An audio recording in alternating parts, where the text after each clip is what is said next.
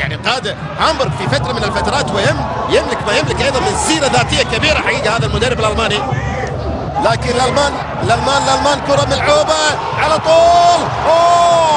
الاولى. شوف اللعبه من ايمان اللي عمل العرضيه في اللقطه الماضيه والتسديده السهله جدا. الربع ساعه الاولى هذه ممكن.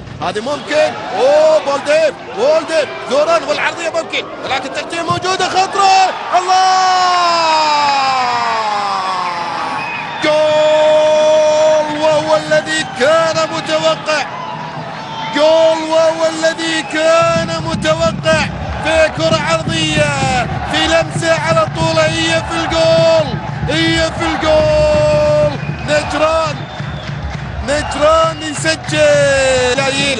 لكن تو الناس لان 7 دقائق والكرة ملعوبة. جول إيمانة كرة جول. ضاعت فرصة الجول، ضاعت كرة الجول. شوف اللعبة فريدي عملها خلف المدافعين، وبالتالي 20 دقيقة أفضل. يوسف العربي يستخلص الكرة تلعب إلى فريدي إلى إيمانة يلعبها ينقلها ناحية اليمين. هذه خطرة ومن اللعبات دوسري اللعبات حتى فريدي.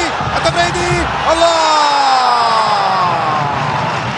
كرة فريدي. وبالتالي شوف اللعبة من فريدي التسديدة على طول الأرضية، ولكن راضح يلعبها إلى عادل حرماش. الآن توصل محاولة حرماش لعبها فريدي في الأمام. العربي في الجول، لكن ما هي في الجول. العربي ما هي في الجول. تلعب على طول دقيقة تعابد خطوط. فريدي حاول يعدي لكن ما مرت وكرة اللعب محمد نامي مرة أخرى عرضية جول. راحت هي راحت كرة فريدي، لكن اقتربت كرة الجول للهلال. اقتربت كرة الجول. شوف اللعبة نامي العرضية إلى إيمانة. تسديدة قوية من إيمانة وتلامست المدافع، وبالتالي تحولت إلى ركنية. بندر مساعد تسديدة. شوف عسان